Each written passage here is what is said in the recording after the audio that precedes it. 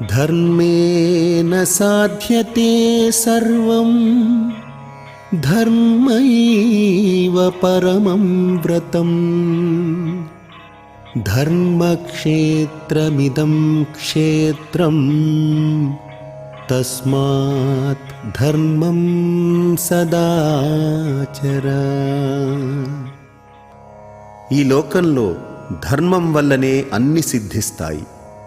ధర్మమే అందరికీ ఆచరించదగిన శ్రేష్టమైన వ్రతం. అటువంటి ధర్మానికి నిలయమైన క్షేత్రం మన భారత భూమి. అందువల్ల ధర్మాన్ని ఎల్లప్పుడూ విడువకుండా తప్పకుండా ఆచరించాలి.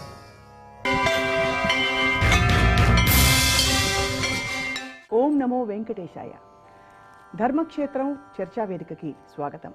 జీవిత పరమార్థానికి 4 దివ్య సోపానాలుగా భారతీయ శాస్త్ర విజ్ఞానం అనుగ్రహించిన చతుర్విధ పురుషార్థాలు ధర్మ, అర్థ, కామ, మోక్షాలు. ఈ చతుర్విధ పురుషార్థాలపై విశ్లేషణాత్మకంగా తెలుసుకునే ప్రయత్నమే ఇవాల్టి ధర్మక్షేత్రం చర్చా వేదిక. ఈనాటి కార్యక్రమంలో సుపరిచిత వక్తలు, గురువులు మనకి వారి జ్ఞానాన్ని అనుగ్రహించబోతున్నారు. అందరికీ బాగా పరిచయమైన శ్రీ డాక్టర్ విఎస్ఆర్ మూర్తి గారు, ప్రముఖ ఆధ్యాత్మికవేత్త, ప్రముఖ శాస్త్రవేత్త, సాహితీవేత్త. నమస్కారం గురుగారు. స్వామి సిద్ధికంఠానంద స్వామి వారు రామకృష్ణ మఠం నుండి వచ్చారు. స్వామి, పుణ్యం పురుషార్థం అని వాడుకలో మామూలుగా వాడేస్తూ ఉంటాం.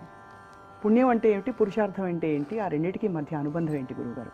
పుణ్యం అంటే మనందరికీ అర్థమవుతుంది, దానికి మళ్ళీ వివరణ అవసరం అవుతుందని అనుకోవట్లేదు. పాప పుణ్యాలు. మనం ఎందుకు పాపం చేయకూడదు, ఎందుకు పుణ్యమే చేయాలి? మనం ఒక ప్రయాణంలో ఉన్నాం. ఈ జీవితం అనేటువంటిది ఒక మహాప్రయాణం.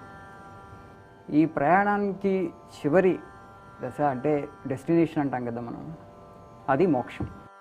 ఈ మహాప్రయాణంలో మనం ఎన్నో జన్మలు ఎత్తి చివరికి ఎక్కడికి చేరుకుంటామంటే మనల్ని సృష్టించినటువంటి భగవంతుడితో మమేకం అవుతాం. అప్పుడు మనకు సంబంధించినటువంటి కష్టాలు, దుఃఖాలు అన్నీ తొలగిపోతాయి. ఆ శాశ్వత పదాన్ని పొందడానికి మనం ఇక్కడ ఉన్నాం. పాపం ఎందుకు చేయకూడదు, పుణ్యం ఎందుకు చేయాలంటే పాపం నేను ఇంకా వెనక్కి తీసుకువెళ్తుంది. మన హిందూ ధర్మంలో మనకి పునర్జన్మ గురించి ఉంది. మనిషి తర్వాత లా ఆఫ్ కర్మ సిద్ధాంతం వస్తుంది. జంతువులకి కర్మ సిద్ధాంతం అన్వయించదు. మనం అందుకని మంచి పులి చెడు పులి అనం, మంచి పిలి చెడు పిల్లి, ఎనీ జంతువు మనం ఆ విధంగా చూసుకుంటే వాటిల్లో అక్కడ పాపం చేసే అవకాశం లేదు. ఎందుకంటే భగవంతుడు అక్కడ పాప పుణ్యాలు పెట్టలేదు.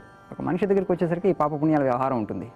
ఎందుకంటే మనిషికి బుద్ధి ఇచ్చాడు, ఇంగిత జ్ఞానం ఇచ్చాడు. కాబట్టి ఆ బుద్ధిని ఉపయోగించి మనం పుణ్య కార్యక్రమాలు చేస్తూ మనం భగవంతుడి వైపు ప్రయాణం సాగించాలి. పాపం చేస్తే ఏమవుతుందంటే భగవంతుడి నుంచి మళ్ళీ వెనక్కి వెళ్ళిపోతాం, కూడా దూరంగా వెళ్ళిపోతాం. కాబట్టి అది పుణ్యం. పురుషార్థం అంటే ఈ చతుర్విధ పురుషార్థాల గురించి మనం మాట్లాడుకోబోతున్నాం. కాబట్టి ఈ ధర్మము, అర్థ, కామాలు, తర్వాత చివరికి మోక్షం. ఈ పురుషార్థాలు లేకుండా మనం మోక్షం కోసం ప్రయత్నం చేయవచ్చు. కాకపోతే అందరికీ అంత వైరాగ్యం ఉండకపోవచ్చు. కాబట్టి మన వాళ్ళు ఏం చేశారంటే ఒక ప్రాక్టికల్ మెథడ్, ఒక ప్రాక్టికల్ సొల్యూషన్ పెట్టారు. నువ్వు అర్థకామాలను అనుభవించవచ్చు. అయితే ధర్మబద్ధంగా అనుభవిస్తూ ఉంటే, నువ్వు ధర్మబద్ధంగా కనుక జీవిస్తూ ఉంటే నువ్వు మోక్షానికి అర్హుడు అవుతావు అని చెప్పి ఒక ప్రాక్టికల్ దాన్ని పెట్టేశారు. గత జన్మల్లో కనుక బాగా తపస్సు చేసి నువ్వు పరమ వైరాగ్యంతో ఈ ప్రపంచానికి వచ్చి ఉంటే నీకు అర్థకామాలు అవసరం ఉండవు. పెద్ద వాళ్ళు ఉన్నారు, వివేకానంద స్వామిజీ, బుద్ధుడు, శంకరాచార్యులు, వాళ్ళందరూ వెళ్ళిపోయారు ముక్తికి. వాళ్ళ శరీరమే ఆ విధంగా వచ్చింది. పవిత్రమైనటువంటి శరీరం, పవిత్రమైనటువంటి సంకల్పంతో వారు వచ్చేశారు. కానీ సాధారణమైన మనిషికి అంత ఉండదు. కాబట్టి మన వాళ్ళు ఏం చేశారంటే ఈ చతుర్విధ పురుషార్థాలను సాధించడానికి ప్రయత్నం చేయి, ధర్మబద్ధంగా నువ్వు అర్థకామాలను సంపాదించుకొని అనుభవించి చివరికి మోక్షానికి అర్హతని సంప్రాప్తించుకోమన్నారు. అక్కడి నుంచి పునాది పడింది ధర్మ, అర్థ, కామ, మోక్షాలకి. గురుగారు, చెప్పడానికి సులువుగా చెప్పేస్తాం, కానీ అర్థము, కామము అంటే వదిలిపెట్టేశాము అని అనడం అంత సులభమైన విషయం కాదు. ఈ 4టికి జీవితంలో ఉండే కనెక్షన్ ఏమిటి, వాటికి ఉండే అనుబంధం ఏమిటి? ఈ ప్రశ్నకి మనం సమాధానం పొందే ముందు పురుషార్థం అనే పదం ఎట్లా వచ్చింది, ఎందుకు వాడారు వాళ్ళు? ఈ సృష్టిలో 2 ఉన్నాయమ్మా. 84 లక్షల జీవరాశుల్లో సర్వోత్కృష్టమైనటువంటి జన్మ మానవ జన్మ. అంటే ఈ 83,99,999కి లేనిది మనిషికి ఉన్నది ఒకటి. కాబట్టి పురుష శబ్దం మేల్ ఫీమేల్ జెండర్కి సంబంధించింది కాదు. పురుష అంటే మానవ జన్మ. మానవ జన్మలో వాడు ఏ కులంలో పుట్టని, ఏ జాతిలో పుట్టని, ఏ వర్ణాన్ని వాడు ఆశ్రయించని, ఎట్లా ఉన్నా వాడు మానవుడు. ఈ మానవుడు ఈ పాపపుణ్యాల సంగతి పక్కన పెట్టినట్లయితే ధర్మార్థ కామ మోక్షాలలో 4గింట్లలో చాలా అందంగా విభజన చేశారు. ఒకదానికొకటి నిజానికి అది లింకప్ అయ్యే ఉంది. కానీ మనం ఏమనుకుంటే ధర్మం నుంచి అర్థం, అర్థం నుంచి ఇంకోటి అనుకుంటాం. అసలు పురుషార్థము ఏమిటి, ఇగో ఇక్కడ చెబుతున్న ఈ అర్థం ఏమిటి, ఇది కూడా ఆలోచించాలి కదా. అవును. అసలు పురుషార్థము అంటే ప్రయోజనము అని అర్థం. మానవ జీవితానికి ఏమిటి ప్రయోజనం, అసలు ఎందుకు వచ్చాము ఇక్కడికి? ఏదో చదివి ఏదో అయిపోవటానికి మనం రాలే, ఏదో వదిలిపెట్టి ఇంకేదో అయిపోదామని రాలే. మనల్ని మనం తెలుసుకొని మన జీవితం ద్వారా మనం ఆనందాన్ని పొందుతూ, సుఖ సంతోషాల సంగతి కాదు, కేవల ఆనందాన్ని పొందుతూ దాన్ని కైవల్యానందం అని పేరు పెట్టారు. ఈ ఆనందాన్ని పొందుతూ తనను తాను డిజాల్వ్ చేసుకొని ఇక్కడి నుంచి మళ్ళీ వెళ్ళాలి. ఇది డిజాల్వ్ కావాలి, ఇవాల్వ్ అవ్వాలి, ప్రపంచం చుట్టూ రివాల్వ్ అవ్వాలి, ఫైనల్గా డిజాల్వ్ కావాలి. అంతే కదా. కాబట్టి ఇక్కడ ఈ పురుషార్థము అంటే మానవ జన్మ ఎత్తినందుకు నీ జన్మకున్నటువంటి ప్రయోజనం ఏమిటి అని గనక నువ్వు ఎప్పుడన్నా ప్రశ్న వేసుకుంటే, ఇదిగో ఈ పాత్, ఇది లింక్. దాంట్లో మొట్టమొదటిది ధర్మం. ఈ ధర్మానికి మోక్షానికి మధ్య 2 పెట్టారు.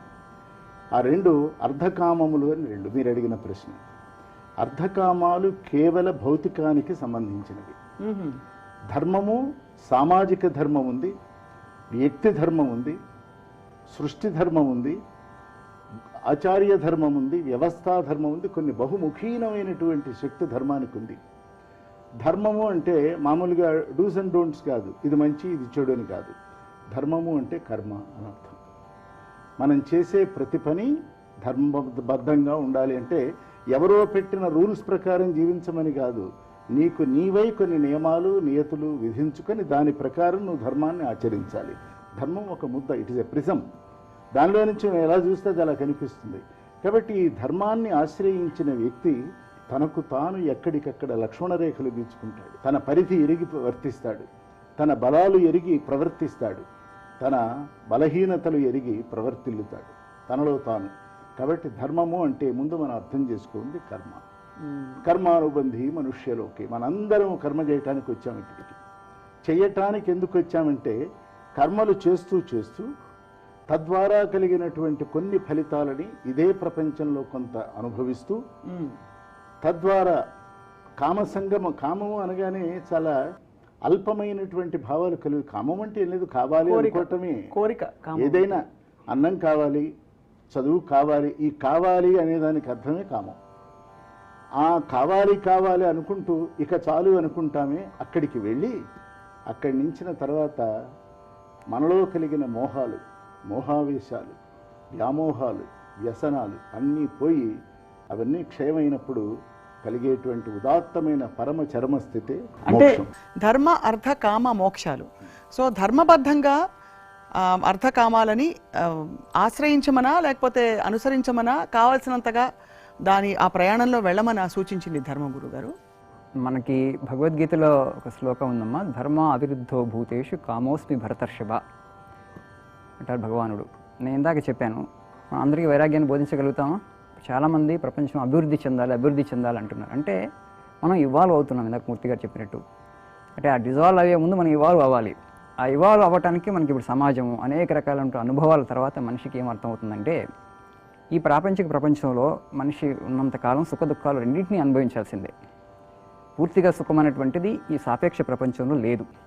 అప్పుడు వారు అన్నట్లు ప్రయోజనం ఏమిటి, మానవ జీవిత ప్రయోజనం ఏమిటి, లక్ష్యం ఏమిటి, ఎప్పుడు నేను చిరశాంతిని పొందుతాను, అసలు అమృతత్వాన్ని సంప్రాప్తించుకునే అవకాశం ఏమైనా ఉందా, అసలు మానవ జీవిత ప్రయోజనం ఏంటి, నేను ఎందుకు వచ్చాను ఇక్కడికి, ఈ మరణం ఏమిటి, ఈ రహస్యం తెలుసుకోవాలి నేను. ఎందుకంటే మనం ఎంత అనుభవించినా సరే, మనం జీవితకాలం అంతా సుఖాన్ని అనుభవించాం అనుకోండి, ఆ సుఖం కూడా కొద్ది కాలం పాటు. ఎందుకంటే ఎంతకాలం శరీరం ఉంటుందో అంతకాలం పాటు. శరీరం పోయిన తర్వాత మళ్ళీ మరణం అనేటువంటిది ఎవరికి కూడా సంతోషకరమైనటువంటి అనుభవం కాదు కదా. మరణం తర్వాత ఏమి జరుగుతుంది, ఎక్కడికి వెళ్తాం, అసలు ఎందుకు వచ్చాం మన ఈ ప్రపంచంలోకి, ఈ రెండు ఎందుకున్నాయి అని ఆలోచించి విశ్లేషించే ప్రక్రియలో మనిషికి ఆ మార్గం కనపడుతుంది. భగవంతుడు ఎందుకు సృష్టించాడు, ఇంకేదో ఈ సృష్టిని సృష్టించిన ఒక మహాశక్తి ఉంది, ఆ సత్యాన్ని, పరమసత్యాన్ని నేను తెలుసుకోవడం కోసం వచ్చాను. ఒక జీవిగా ఇందాక వారు అన్నట్టు 84 లక్షల జీవరాశుల్లో ఒక మనిషికి మాత్రమే భగవంతుడి వివేకము అనేటువంటిది వివేచన ఇచ్చాడు. కాబట్టి అది ఉపయోగించి ఆ ప్రయాణం యొక్క లక్ష్యం తెలుసుకుని మనిషి అప్పుడు ఆనందంగా ముందుకు వెళ్ళగలుగుతాడు. అవును. ఆ ఆనందంగా ముందుకు వెళ్ళే ప్రక్రియలో మన వాళ్ళు ధర్మానికి ఎందుకు పెద్దపీట వేశారంటే, నువ్వు ధర్మాన్ని అనుష్ఠించడం ద్వారా నువ్వు భగవంతుడికి దగ్గర అవుతావు. నువ్వు అధర్మాన్ని అనుష్ఠించకూడదంటే అనుష్ఠించవచ్చు, అప్పుడు భగవంతుడు దూరం అవుతావు. వివేకానంద స్వామి ఒక మాట అంటారు, ఏ కర్మ అయితే నేను భగవంతుడి వైపు తీసుకువెళ్తుందో అది సత్కర్మ, ఏ కర్మ అయితే నేను భగవంతుడికి దూరంగా తీసుకువెళ్తుందో, ఆ పరమసత్యానికి దూరంగా తీసుకువెళ్తుందో అది దుష్కర్మ అన్నారు. అంటే కర్మని మనం నిర్వచించాల్సి వస్తే ఏది మంచి కర్మ, ఏది సుకర్మ, ఏది కర్మ అని అనుకున్నప్పుడు, కాబట్టి ఏ కర్మలు చేస్తే నువ్వు భగవంతుడి దగ్గరికి వెళ్తావో, సత్యానికి దగ్గరికి వెళ్తావో ఆ కర్మలను నువ్వు అనుష్ఠించు. ఏ కర్మలు అయితే నేను భగవంతుడికి దూరంగా తీసుకువెళ్తావో ఆ కర్మల నుంచి దూరంగా ఉండమని చెప్పారు. ధర్మం అంటే అది. కానీ అర్థం కానిది ఏంటంటే గురువుగారు, ఈ సందేహం, ధర్మం అనేది ఎప్పటికీ అన్ని ఇతర పురుషార్థాలలో అన్నిట్లో వర్తింపజేసే విషయమే. మోక్షానికి కూడా ఒక ధర్మం ఉంటుందిగా, మోక్షాన్ని ఆశ్రయించడానికి ఒక ధర్మం ఉంటుందిగా, అలాగే అర్థాన్ని కామాన్ని ఆశ్రయించడానికి ఒక ధర్మం ఉంటుందిగా. మళ్ళీ దాన్ని విడిగా ఒక ధర్మాన్ని మొదటి పార్శ్వంగా చూపించడంలో ఆంతర్యం ఏమిటి? ఆంతర్యం ఏంటంటే కర్మలు, ధర్మం అంటే కర్మాన్ని గుర్తుపెట్టుకోవాలి. కర్మలో సుకర్మ, సత్కర్మ, నికామ కర్మ, అకర్మ, ఇట్లా కర్మలలో కూడా చాలా ఉన్నాయి. అట్లాగే ఈ ధర్మాలలో ఇందాక చెప్పుకున్నాం, అనేక స్థాయిలలో ఈ ధర్మం ప్రవర్తిల్లుతూ ఉంటుంది. ఒక్కొక్కరికి మీకు ఒక ధర్మం ఉంటుంది, నాకు ఒక ధర్మం ఉంటుంది, వారికి ఒకటి ఉంటుంది. వారికి సమాజం పట్ల, ఈ జాతి వృద్ధి పట్ల వారి దృక్పథం, డైనమిక్స్ అంటామే, అవి వారిది. అది కూడా ఒక ధర్మానికి స్వరూపం. ధర్మాన్ని ఎలా నిర్వచిస్తాం? అబ్స్ట్రాక్ట్. కాబట్టి దాన్ని కర్మరూపేణ దాన్ని మనం అర్థం చేసుకున్నట్లయితే, కర్మరూపేణ అంటే అది కర్మరూపంలో మంచి పని చేశాడు, చాలా మంచివాడు, మంచి పని చేశాడు కనుక మంచివాడైనాడు. నేనంటాను వాడు మంచివాడు కనుక మంచి కర్మ చేశాడు అంట. మంచి పని చేసి మంచివాడు కావటం కాదు, మంచివాడై ఉండి మంచి కర్మ చేయాలి. ఏమిటి మంచి కర్మ అంటే ప్రయోజనకరమైనటువంటి పని చేయాలి. ఆ ప్రయోజనకరం అంటే ముందు నేను చేసే పని నాకు ఆనందాన్ని కలిగించాలి, నా ద్వారా నా చుట్టూ ఉన్నటువంటి వారికి కలగాలి. ఏనకేనా ప్రకారేణ యశ కశ్యాపి దేహిన సంతోషం జనయేత్ ప్రాజ్ఞ తదేవ ఈశ్వర పూజనం అని ఒక మాట ఉంది. అంటే నీకున్నటువంటి ప్రజ్ఞ ద్వారా నీ చుట్టూ ఉన్న వారందరికీ గనక ఆనందం కలిగించగలిగితే అది మాత్రమే ఈశ్వర పూజ అని ఒక భావన. తదేవ, అది మాత్రమే ఈశ్వర పూజ. ఒక మంచి బాగా మాట్లాడగలిగినవాడు లేదా మీలాగా పాడగలిగినవాడు, తన పాట ఏమిటి? ప్రజ్ఞ. ప్రజ్ఞ ద్వారా తన చుట్టూ ఉన్న వారికి కనుక ఆనందం కలిగిస్తే అది సత్కర్మ అయితే, సత్కర్మకి మూలం ఏమిటి అంటే ధర్మం మూలం అవుతుంది. అది they are synonymous with each other. ఆ రెండు మిర్రర్ రిఫ్లెక్షన్స్ అవి. సో అంటే ఇంకా కూడా నాకు బోధపడనిది ఏంటంటే, ఈ ధర్మం అనేది అన్ని ఇతర పార్శ్వాలన్నిట్లో ఉన్నప్పుడు ఈ క్రమానికి అర్థం ఏమిటని? ధర్మ, అర్థ, కామ, కరెక్ట్. మోక్ష. అంటే దీన్ని రెండు పార్శ్వాల్లో చెప్పాలి. ధర్మబద్ధంగా చేసి సత్కర్మల ద్వారా నువ్వు అర్థాన్ని సంపాదించు అని ప్రాథమిక స్థాయి అర్థం. అంటే నేను మంచి కర్మలు చేయాలి, ఎథిక్స్ ఇన్ బిజినెస్, దాంతో నేను సంపాదించాలి. మంచి నా పలుకుని అమ్ముకోకూడదు, పలుకుని పంచిపెట్టాలి కదా. ఇవన్నీ అంటే ఏమిటి? ఏ ధర్మాన్ని ఆశ్రయించి నీ ఒక అర్థము అంటే రెండు ఉన్నాయి కదా. అర్థము అంటే మీనింగ్ అని ఒక అర్థం, అర్థము అంటే డబ్బు. కాబట్టి ఇక్కడ ఈ డబ్బు అనే దానికి నేను తీసుకున్నట్లయితే ఆ ధర్మం ద్వారా వచ్చిన అర్థం వలన, ధర్మార్థముల వలన కలిగినటువంటి కోరిక, నేను పని చేశాను, ధర్మబద్ధమైన పని బ్రహ్మాండంగా చేశాను, డబ్బులు వచ్చాయి, నాకు డబ్బులు వచ్చాయి, ఇల్లు కడతాను, తప్పేంది? అది నేను నా పరివారం అంతా ఆ కుటుంబం గూట్లో ఉంటుంది. అది ధర్మబద్ధ కామము అంటారు దాన్ని. నేను వివాహం చేసుకున్నాను, సత్సంతానాన్ని నేను పొందాలి, అది విహిత కర్మ. You have to continue with the progeny, చెయ్యాలి. You must take part in it, it's not a sin. కాబట్టి ఇవన్నీ కూడా ధర్మము నుంచి అర్థము, ధర్మము ద్వారా అంటే కర్మ ద్వారా అర్థము, అర్థం ద్వారా అర్థం ఏమిటి? నా దగ్గర కొంత డబ్బే వచ్చింది, చాలా పిడికెడే వచ్చింది. నేను అతిశయించి నా శక్తిని మించి నేను ఆ పని చేయకూడదు. దానికి లోబడి గనక నేను ఈ డబ్బుతో, ఈ ఉన్న పరిమితమైన డబ్బుతో ఏ పని చేయగలను అంటే ఆ కామము, ఆ కోరిక, ఆలోచన దాని ద్వారా నేను తీర్చుకోవాలి. తీర్చుకోవటం చిన్న ఇల్లు కట్టుకుంటా, పెద్ద బంగళా కట్టను, అంతేనా? ఇల్లు నాకు అవసరం కాబట్టి ఇల్లు కట్టుకున్నా. ఈ మూడు కట్టేశా. ధర్మం అయింది, ధర్మం ద్వారా అర్థం వచ్చింది, అర్థం ద్వారా కోరిక తీరింది. ఇక మిగిలింది ఏమిటంటే, అందుకనే ఈ నాలుగింట్లలో మొదటి మూడింటిని భౌతికవాదానికి సంబంధించి మొదటి మూడు కాదు, నిజానికి మధ్యలో రెండే. అవును. మొదటిది బేసిస్, అదొక అంతర్వాహిని ధర్మం. మోక్షానికి వచ్చేప్పటికీ చదువుకున్నాను, మంచి ఉద్యోగం వచ్చింది, కావాలనుకున్నవన్నీ పొందాను అంటే ఏంటి? ఆ కామం అంతా తీరిపోయింది. కామం అంటే కోరికలన్నీ నాకు తీరిపోయాయి. ఇల్లు కట్టుకున్నాను, కారు కొనుక్కున్నాను, బంగ్లా కొన్నాను, కీర్తి పొందాను, బిరుదులు వచ్చినాయి, ఇవన్నీ అయిపోయినాయి. ఇక ఏమిటి నాలో ఉన్నది? ఇవేనా? ఇవన్నీ నాకు ట్రాన్సియంట్ అండ్ ఇంపర్మనెంట్ ఆనందాలు కలిగిస్తున్నాయే, నన్ను భ్రమింపజేస్తున్నాయే. అసలు నిర్మల నిశ్చల శాశ్వతమైనటువంటిది ఏదన్నా ఉన్నదా అని కనుక అనుకున్నట్లయితే ఇవి ఏవీ కావని త్రోసిరాజి పక్కన పెట్టినట్లయితే మోహం క్షయమైపోతుంది. చాలామందికి మోక్షం వైపు రావడం అది వ్యక్తిగత విషయం, కానీ దానికి ఒక ధర్మం ఉంటుంది. మోక్షం వైపు ఇదంతా నాకు అక్కర్లేదు, ఇది కాదు అసలైనది అని వెళ్ళేటప్పుడు కూడా ఒక సన్యాస ధర్మానికో లేక అన్నీ త్యజించి వెళ్ళేటప్పుడు మరి దానికి ధర్మం ఎలా వర్తింపజేస్తారు, ఎలా వర్తింపజేయాలి? ధర్మం, అర్థం, కామం వీటికి కావాల్సిన పరిధులు ఏమిటి, పరిమితులు ఏంటి, దానికి ధర్మ బోధన ఎక్కడి నుంచి కలుగుతుంది కూడా సుదీర్ఘంగా మాట్లాడే లోపు ఇది తక్షణం కలిగిన స్ఫురణగా మిమ్మల్ని అడుగుతాను స్వామీజీ. ధర్మం మీన్స్ అండ్ మోక్ష ఇస్ ద ఎండ్ అమ్మ.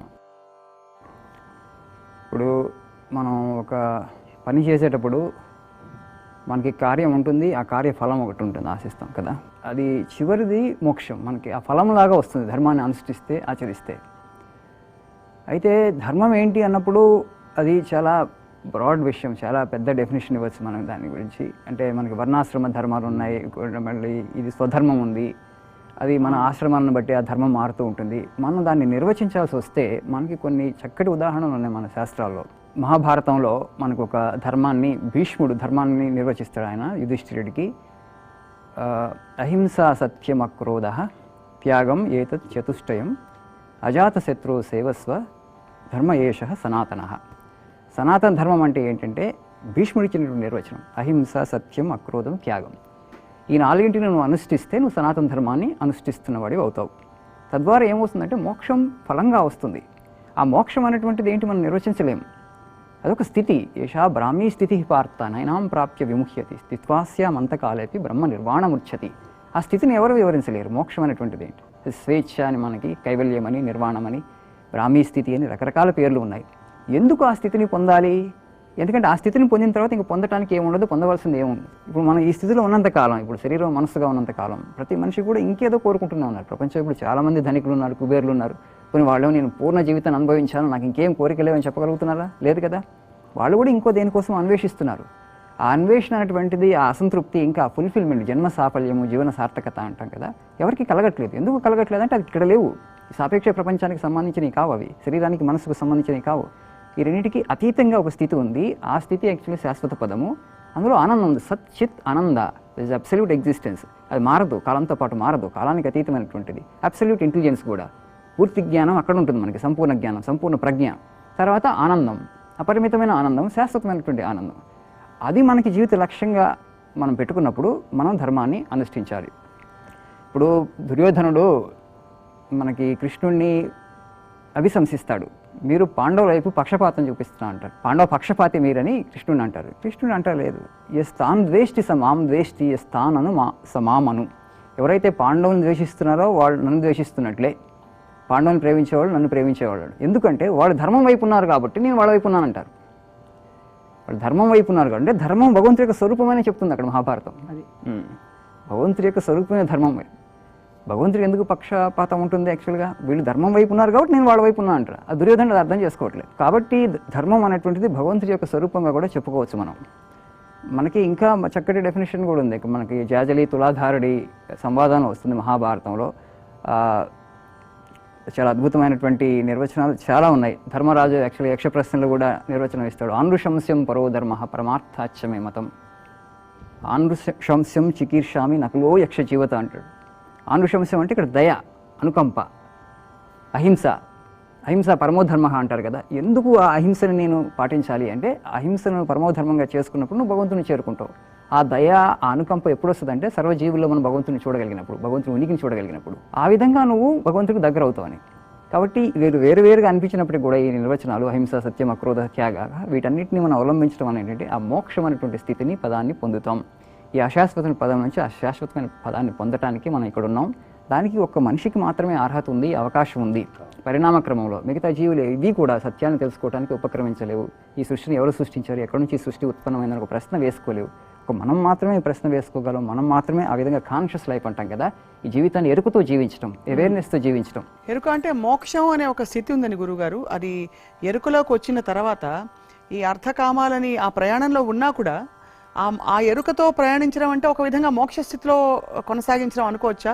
నిష్కామ కర్మలు చేసుకుంటూ వచ్చిందేదో అంటే ఫలితాన్ని నేనేమి ఏ విధంగా ఆశించకుండా నేను చేయవలసిన కర్తవ్యాలని నిర్వర్తిస్తున్నాను అనుకోవడం, అది కూడా ఒక విధమైన మోక్ష స్థితే కదా గురుగారు, కాదంటారా? కాదు కాదు. ఎరుక అంటే ఒక నిత్య స్పృహ. మనం అనుకున్నాం ఇంతకుముందు. ఎరుక నిత్య స్పృహ, conscious integrated consistent constant awareness, అది ఎరుక. అంటే ఏ పనిలో ఉన్నా మనమేమిటో మనంగా ఉన్నాం. ఎన్నో పనులు చేస్తుంటాం ప్రాపంచికమైనవి, కానీ అన్నింట్లలో ఇన్వాల్వ్ అయినట్లుగా మమేకమైనట్లుగా ఉంటాం, కానీ దేంట్లో మనం ఉండం. అది ఎరుక. ఆ ఎరుక ఏమిటంటే నేను చేస్తున్నాను కాదు, చేయబడుతున్నాము. ఒక స్థాయిలో నా ద్వారా చేయబడుతున్నాయి అంటాడు, అంటే ఇంకా నేనున్నా అక్కడ కదా. అవి చేయబడుతున్నాయి, వాటిని నేను చూస్తున్నా, ఇంకా నేను అక్కడే ఉన్నా. అవి చేయబడుతున్నాయి అంతే, అక్కడ నేను లేను. కాబట్టి అక్కడికి వెళ్ళినప్పుడు ఏమవుతుందంటే ఎరుక కంటే కూడా ఈ మోక్షానికి ధర్మానికి మీరు ఆ ప్రశ్న నాకు అర్థమైనంతవరకు ఏంటంటే ఈ మోక్షము ఎరుక ఇవన్నీ కూడా పర్యాయ పదాలు కావు. మోక్షం వేరు, ఎరుక వేరు. మోక్ష స్థాయికి వెళ్ళటానికి అసలు ఎందుకు మోక్షం కావాలి మనకి, ఏం చేద్దాం ఆ మోక్షాన్ని పట్టుకొని అని ప్రశ్న వేసుకున్నట్లయితే, నాది అనుకున్నప్పుడు బంధన, సింపుల్. నాది కాదు అనుకున్నప్పుడు మోక్షం. తెలిపోయింది కదా. ఈ ఎరుక కాన్స్టెంట్గా ఈ అవేర్నెస్లో కనుక ఉండగలిగినట్లయితే ఈ ధర్మం ఇప్పుడు చెప్పుకున్న ఇన్ని ప్రాపంచిక ధర్మాలు దాటి భగవద్గీతలోనే స్వధర్మే నిధనం శ్రేయ పరధర్మో భయావహ అంటాడు కృష్ణుడు. అంటే స్వధర్మము పరధర్మము అని రెండున్నాయి. ఇక్కడ ఈ చతుర్విధ పురుషార్థాలలో అంటే మానవ జన్మ ఎత్తినవాడు స్వధర్మాన్ని ఆశ్రయించాలి, అది సహజమైనది. పరధర్మము భయావహమైనటువంటిది, భీతి గొలుపుతుంది. అంటే మనం చేయవలసిన పని కాక చేయతగిన పని కాక అక్కరలేని చేయకూడని మరొక పని కనుక చేసినట్లయితే అది పరధర్మం. పరధర్మం అంటే ఇంకోటి పని మనం చేయటం కాదు. స్వధర్మం అంటే ఆత్మధర్మం. అది తెలుసుకోవడమే చాలా పెద్ద పని, చాలా పెద్ద పని. కాబట్టి ఇక్కడ ఈ ధర్మార్థ కామ మోక్షాలలో ఈ ధర్మం యొక్క స్వరూపము మల్టీ డైమెన్షనల్ అమ్మ. ఇది ఇంతే, ఇది ఇంత అని చెప్పడానికి లేదు. అది ఒక పాత్రలో నీరు ఎట్లా పోస్తే నీరు స్వరూపం తనను మార్చుకుంటున్నట్టు కనిపిస్తుందో, మార్చుకోవట్లా, నీరు నీరుగానే ఉంది. ఆకారం ఎలా తేలుతున్నదంటే ఆ పాత్రను బట్టి, ఆ కర్తవ్యాన్ని బట్టి, తాను చేస్తున్న కర్మను బట్టి. ఇందాక చెప్పిన విహిత సహిత కర్మలు సుకర్మలు చాలా ఉన్నాయి. అది ఇక్కడ ధర్మానికే నిజానికి చాలా పెద్ద ధర్మ అన్నిటికీ పునాది. కాబట్టి ఇప్పుడు స్వధర్మానికి ఇతర ధర్మాలకి ఎప్పుడైనా సంఘర్షణ ఉంటుందా గురువుగారు? సంఘర్షణ లేకపోతేనే స్వధర్మం వైపు వాడు వెళ్ళలేడు. ఎందుకంటే నాకు ఇది కావాలి, నేను ఇది నేను చేయవలసింది ఇది అని అనుకుంటున్నాను, కానీ నా పరిస్థితులు, నా సమాజ ధర్మం ఈ విధంగా ఉంది అని అనుకున్నప్పుడు మరి దాన్ని పరిష్కరించుకోవడం ఎలాగా? సమాజ ధర్మంలో మీరు సమాజానికి కావలసినట్టు చేస్తున్నా ఆ చేస్తున్నది నేను కాదు, నా ద్వారా జరగబడుతున్నాయి అనుకున్నప్పుడు అది స్వధర్మం. నేను చేస్తున్నాను అనుకున్నప్పుడు మీ స్వీయ ధర్మం. స్వీయ ధర్మం వేరు, మళ్ళీ స్వధర్మం వేరు. ఆత్మధర్మం. ఆత్మధర్మంలో మీకు అంటుకునేదేం లేదు, మీరు పొందేది లేదు, పోగొట్టుకునేది లేదు. You will get in to A state of neutrality అంటాం. అక్కడ అబ్సల్యూట్లీ అసలు నో ప్రిజుడిస్, నో ప్రిఫరెన్స్. ఇది నాది, ఇది నాకు కావాలి, ఇది బాగా ఉంది, ఇది బాగాలేదనే ప్రశ్నే లేదు. మరి ఉన్నది ఏమిటా అంటే చేయవలసి ఉన్నది కనుక చేస్తున్నాం. నా శోచతి నా కాంక్షతి, నా కాంక్షతి రెండు లేవుగా. అంటే ఇంగ్లీష్లో ఇప్పుడు ఈ అవేర్నెస్ అనే పదం మోక్షానికి వాడుతున్నారు. అందుకని మీరు ఎరుక మోక్షం అనే దగ్గర మనకి తెలుగులో ఇవి చాలా స్పష్టమైనటువంటి సెపరేట్ పదాలు. ఇంగ్లీష్లో ఇప్పుడు మోక్షానికి వాళ్ళు ఒక డెఫినేషన్గా అవేర్నెస్, బి అంటే టోటల్గా అవేర్నెస్లో ఉంటే చాలు అని, అంటే సాక్షిగా ఎస్టాబ్లిష్ అయిపోతే చాలని దానికి అవేర్నెస్ అని పెట్టారు. అందుకని కొంచెం మనం ఇలా. అండ్ ఇంకొకటి కూడా చెప్పబడుతుంది ఇప్పుడు, బహుశా ఆధునిక అర్థాలు ఈ విధంగా ఉన్నాయని, మనం ఎక్కడికి వెళ్ళట్లేదు, వీఆర్ నాట్ గోయింగ్ ఎనీవేర్, ఎక్కడికి వెళ్ళవలసిన అవసరం కూడా లేదు, ఉన్నదంతా ఇక్కడే ఉంది. Get established in your self, నీలో నువ్వు ఉండు. అక్కడికి ఇప్పుడు మీరు అడుగుతున్న ప్రశ్న దాకా వెళ్ళటమే మోక్షానికి దగ్గర. అక్కడి దాకా వెళ్ళటానికి ప్రయత్నం కావాలి కదా, అదంతా సాధన. గొప్పగా ఉంది గురుగారు. స్వామీజీ, ఇప్పుడు ధర్మం అని మనం మొదలుపెట్టాం కాబట్టి ఈ అర్థకామాలకి ధర్మనిష్ట, ధర్మ పరిమితులు లేదు ధర్మం చెప్పే ఆచరించ సాధ్యమైన విషయం ఏమన్నా ఉందా? అంటే ఇందులో అంటే మూలం ఏమన్నా ఉందా? విషయం కంటే కూడా మూలం పునాది ఉందా? ఈ రోజుల్లో మనిషికి లోపల భగవంతుడి యొక్క వాణి ఎప్పుడు వినిపిస్తూనే ఉంటుందమ్మా. ఒకటి మాయా ప్రభావం. మాయా ప్రభావం వల్ల మనం అధర్మాన్ని ఆచరిస్తాం, అంతే కదా. లోపల మనం ఎప్పుడైనా తప్పు చేసినప్పుడు మన అంతఃసాక్షి చెప్తూ ఉంటుంది, అంతర్యామి చెప్తూ ఉంటుంది. ఎందుకంటే అది ఇప్పుడు సమాజం ఇలా వెళుతుంది కాబట్టి, మెజారిటీ ఇలా వెళుతున్నారు కాబట్టి నేను ఇలా వెళుతున్నాను అని ఈ రోజుల్లో మనం కొంచెం ధర్మ వైముఖ్యాన్ని ప్రదర్శిస్తున్నాం. అయితే ఆ ధర్మ నిరపేక్ష అనేటువంటిది మనకి అంటే ప్రాపంచిక ప్రయోజనాలని సముపార్జించి పెట్టచ్చేమో, కానీ పారమార్థిక ప్రయోజనాన్ని కనుక దృష్టిలో పెట్టుకుంటే, మోక్షం కావాలనుకుంటే, కైవల్యం కావాలనుకుంటే, నేను భగవంతుని చేరుకోవాలి, దానికోసమే నాకు ఈ ఉపకరణం ఉపయోగపడుతుంది, అంటే దుర్లభమైనటువంటి మానవ దేహం నాకు సంప్రాప్తించింది అని అనుకున్నటువంటి మనిషి అప్పుడు ధర్మాన్ని ఆచరించడానికి ప్రయత్నం చేస్తాడు. ఒక పక్కనేమో మాయ ద్వారా వచ్చే ప్రలోభం ఉంటుంది, ఇంకో పక్కనేమో నేను ఆ నిగ్రహాన్ని పాటిస్తాను, ఎందుకంటే నేను మోక్షం వైపు వెళ్ళాలనుకుంటున్నాను కాబట్టి. ఇప్పుడు మన దేశం మనం చూసుకుంటే, మన సమాజం తీసుకుంటే చాలా సమస్యలు ఉన్నాయి, ముఖ్యంగా అవినీతి లాంటి చాలా సమస్యలు ఉన్నాయి. ఇవన్నీ ఎందుకు వస్తున్నాయి మనకి? ఎందుకంటే ఆ మోక్షం అనేటువంటిది లక్ష్యంగా లేదు కాబట్టి. ప్రాపంచిక ప్రయోజనాలని ప్రతి మనిషి కూడా మనం ఇప్పుడు ముందుకు వెళ్తున్నారు. ఇప్పుడు నాకు ఆదర్శం ఏంటంటే నా పక్కన ఆయన అలా వెళ్తున్నప్పుడు నేను ఎందుకు విలక్షణంగా విభిన్నంగా ఉండాలి? ఆయన కూడా ఆలోచించట్లేదు ఆయన జీవిత పరమార్థం ఏంటో, జీవిత ప్రయోజనం ఏంటో. అంటే ఈ పరికరం ద్వారా, మానవ శరీరం ద్వారా భగవంతుడిని సంప్రాప్తించుకునేటువంటి అద్భుతమైన అవకాశం, వరము.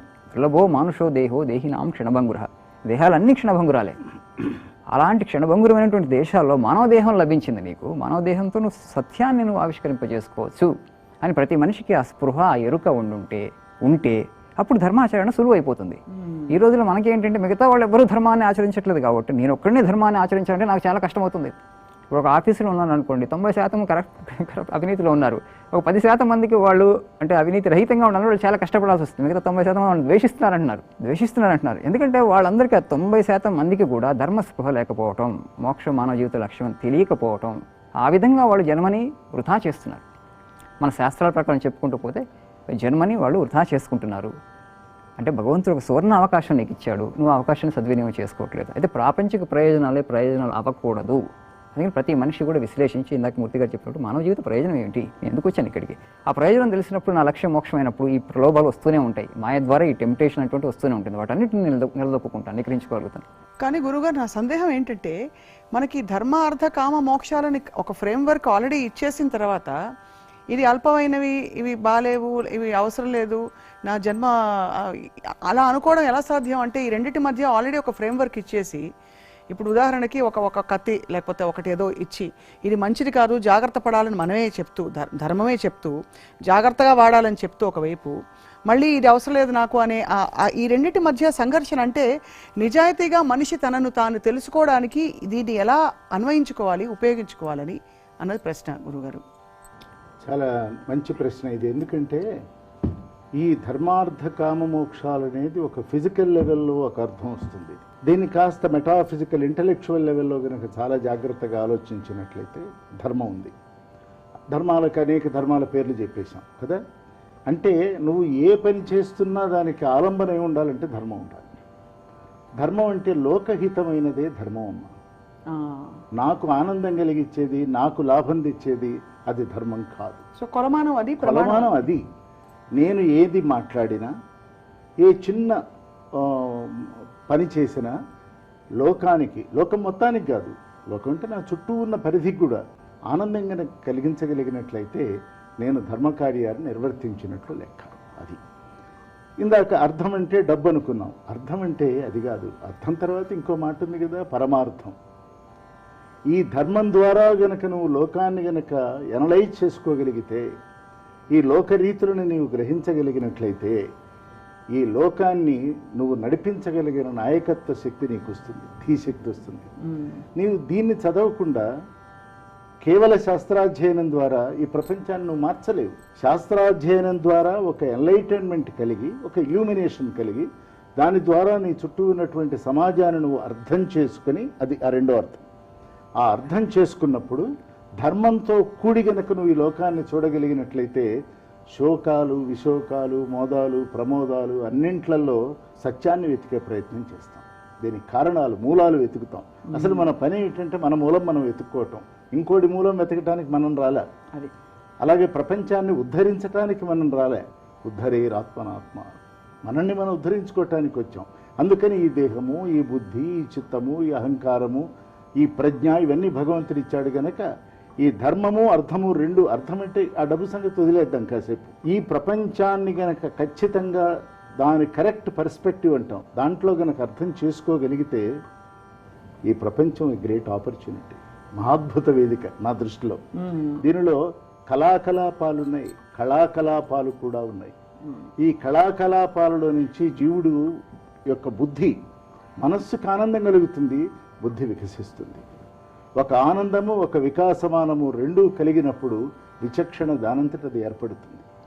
ఈ మూడు ఏర్పడినప్పుడు ఇందాక స్వామీజీ అన్నారు, ఇది పాపము, అందరూ పాపం అవినీతి ఉంది, పాపం ఉంది అన్నప్పుడు ఈ 90 మందిలో కనీసం నెమ్మదిగా ఈ ఆలోచన కనుక కలిగితే 10% ధర్మబద్ధమైన వాళ్ళ కంటే 90% ధర్మబద్ధం అవుతారు. ఎందుకు కాలేదు అంటే ఈ లోకాన్ని కేవలము డబ్బుతో తూకం వేసి చూస్తున్నాము కనుక, మన వ్యక్తిగతమైన ప్రయోజనాలు, వ్యక్తిగతమైనటువంటి సాఫల్యాలు బేరీజ్ వేసిన అంతటి వాడు లేడు అనుకుంటున్నాం గనక మనం కూడా పిగ్మీలం అయిపోతున్నాం.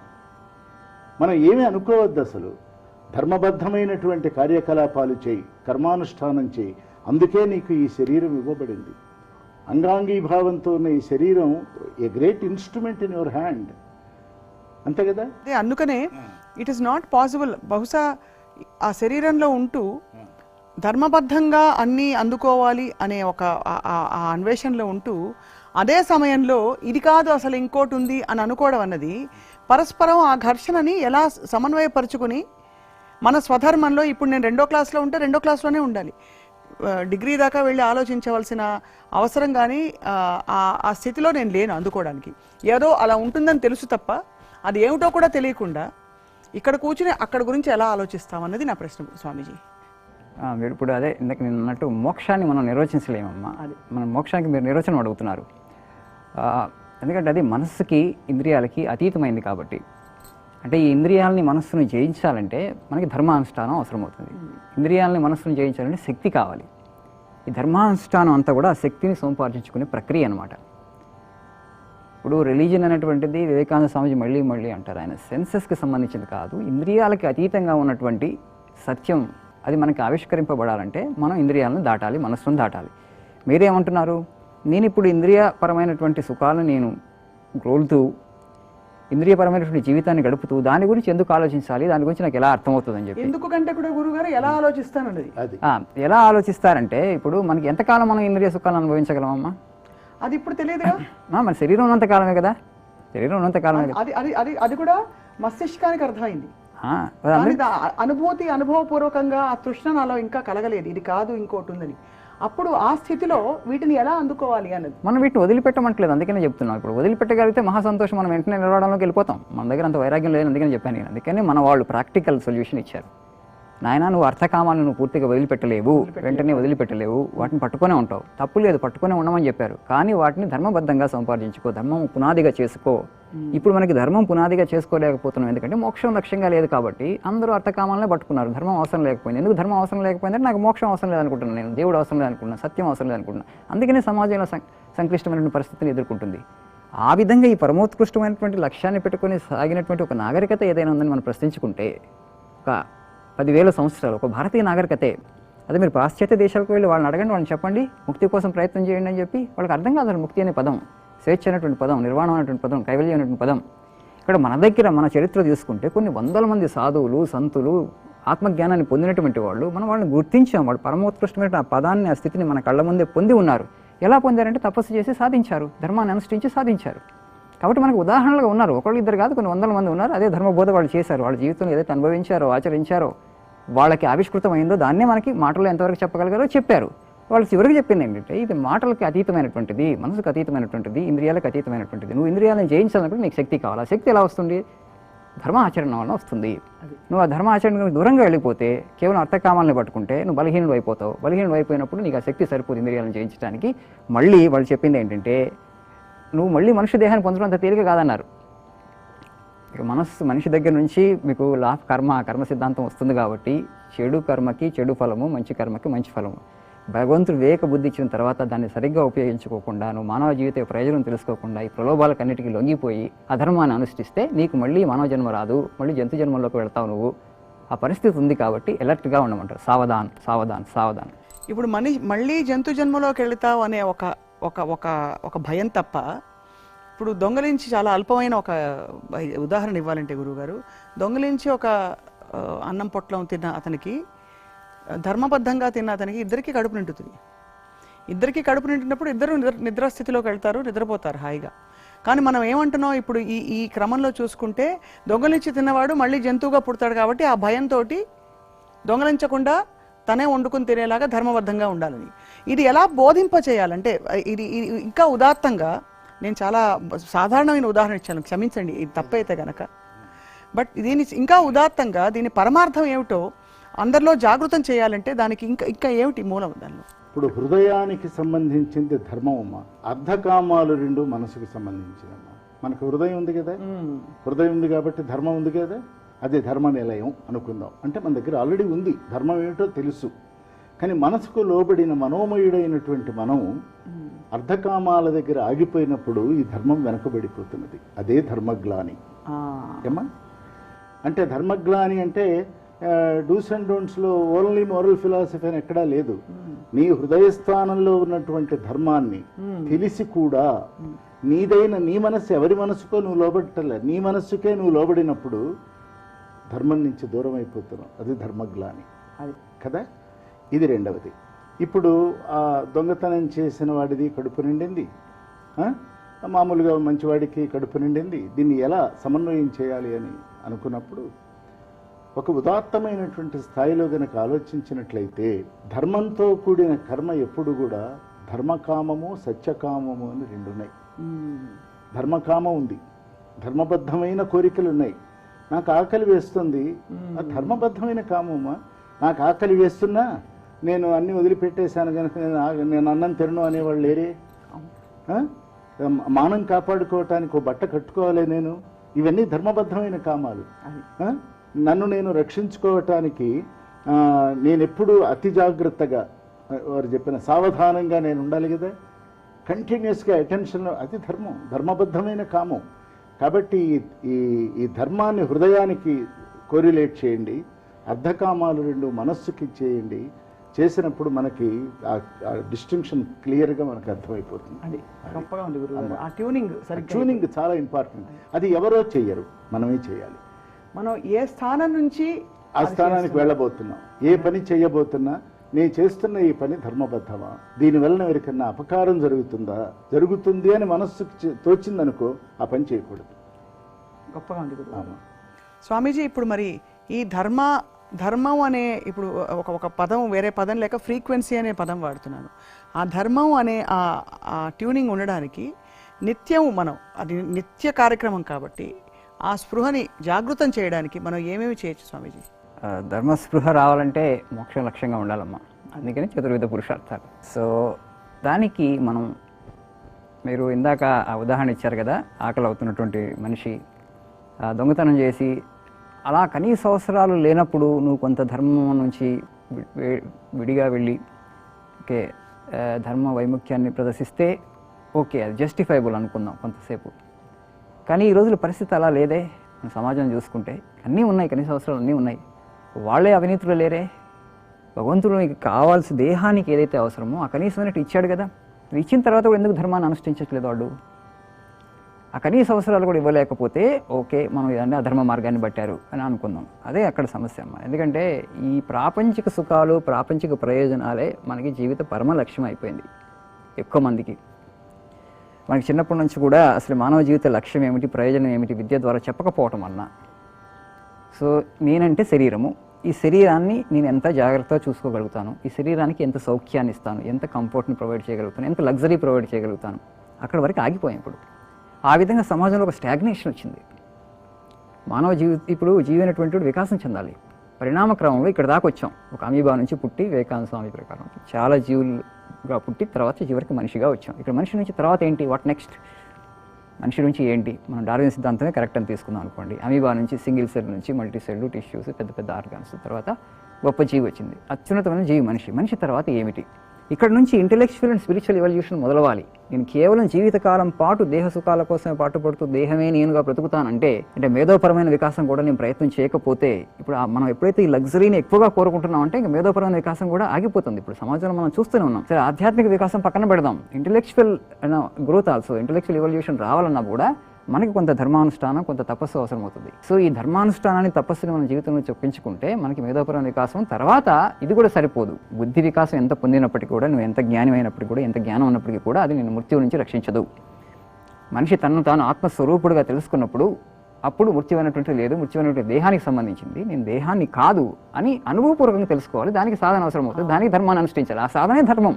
ధర్మానుష్ఠానమే సాధన. అదే తపస్సు. తపస్సుకి, ఈ సాధనకి, ధర్మానుష్ఠానానికి వాటికి తేడా లేదు. ఆయన పర్యాయ పదాలు చెప్పుకోవచ్చు మనం. అందుకని ఇప్పుడు ఆ ధర్మాలు, గృహస్థ ధర్మాలు అనుసరణ, గృహస్థ ధర్మాన్ని నువ్వు చక్కగా అనుష్ఠించు చాలు. భగవంతుడు నీకు మోక్షానికి అర్హతని సంప్రాప్తి చేస్తాడు, ప్రసాదిస్తాడు. ఆ విధమైన ప్రయత్నంలో ఉండమని చెప్తున్నారు. నేనేం చెప్తున్నానండి, ఇప్పుడు మనం ఈ జీవితం సుఖంగా ఉండాలంటే మనం వ్యక్తిని దోచుకుంటాం. నిజంగా నన్ను అడిగితే నా ఉద్దేశం, అవినీతి ఏంటంటే అందరూ ఒకే దేశ పౌరులైనప్పుడు నేను తోటి పౌరుని దోచుకుంటున్నాను. కానీ ఇది సామాజిక కోణంలో స్వామీజీ ఇది ఒక అంతకు వర్తింపజేసి అర్థం చేసుకోవచ్చు. కానీ వ్యక్తిగత ప్రయాణంలో ఒక మోక్షం అనే ఒక ఉదాత్తమైన మనకు తెలియని ఒక స్థితి గురించి మనం మాట్లాడుతున్నప్పుడు ఇది లీనియర్ ప్రోగ్రెషన్ కాదు కదా. అంటే ఇప్పుడు ధర్మబద్ధంగా నెక్స్ట్ అర్థం అయిపోయింది, నెక్స్ట్ కామం తర్వాత అని అనడం కంటే ఇది ఆ వెతుకులాట నిత్యం ఇక్కడి నుంచి ఉంటుంది. మోక్షం అనే అర్థం మనకి ఒక్కొక్క స్థాయిలో మారుతూ ఉంటుంది మనం ఎదుగుతున్న కొద్దీ. కాబట్టి దీన్ని ఎలా వ్యక్తిగతంగా చేయరు. ఎందుకంటే సమూహంగా సామాజిక కరెక్ట్లు, రాంగ్లు, రైట్లు అవన్నీ పక్కన పెడితే అవినీతి పెరిగిపోతుంది. ఇది కలియుగ మహిమ.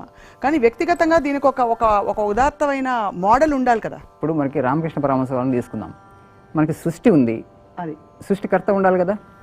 మనం సృష్టిలో భాగం, మనం సృష్టిని సృష్టించలేదు కదా. సో సృష్టికర్త ఉండాలి. సృష్టికర్త గురించి తెలుసుకోవాలనుకోండి. ఒక విధమైనటువంటి శాస్త్రజ్ఞుడిగా అన్వేషించాడు ఆయన.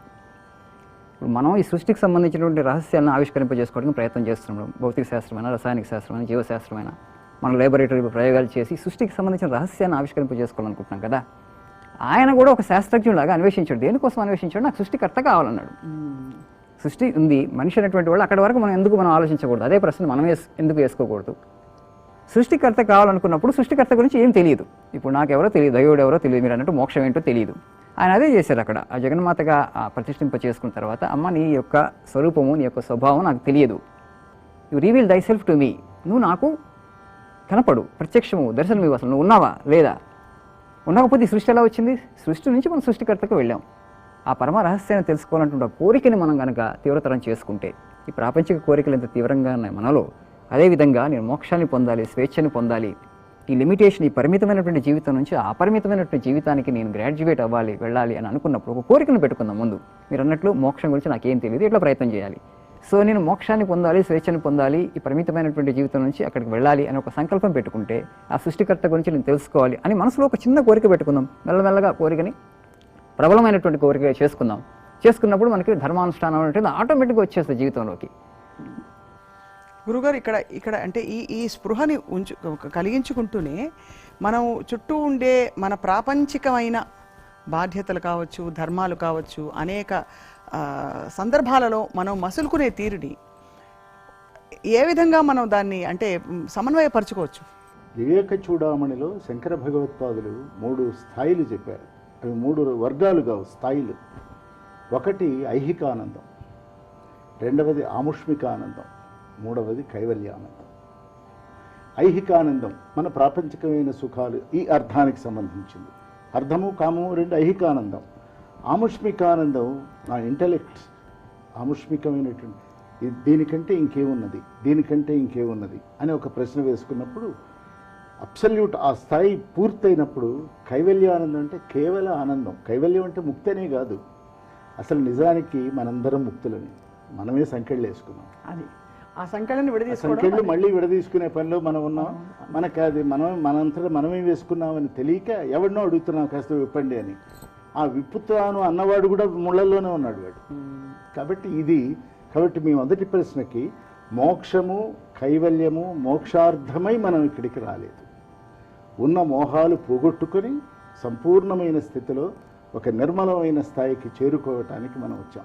మోక్షం అనేది అదొక పదం కాదు, అది ఒక పదము కాదు, అదొక స్టేట్ కాదు. మోక్షం అంటే ఈ ప్రాపంచికమైన సమస్త భావనలు మనం వదిలిపెట్టి దాంట్లో ఉంటూనే అన్ని పనులు చేస్తూనే దేనిని అంటించుకోకుండా ఉండాలి. మానవ జన్మ అసలు మన జన్మ ఎత్తిందే అందుకు కదా. అన్ని శబ్దాలు పుట్టే నిశ్శబ్దమందు ఋగ్వేదంలో చెబుతుంది. ఒక మహాత్ముడి యొక్క ఆలోచన శబ్దమై బయటకు వస్తుంది. శబ్దమై బయటికి రాగానే అందుకోగలిగిన వాడు దానికి అక్షర రూపాన్ని ఇస్తాడు, అది సాహిత్యం అవుతుంది.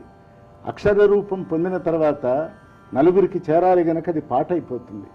పాట అయిపోయిన తర్వాత అది నానుడి అయిపోతుంది.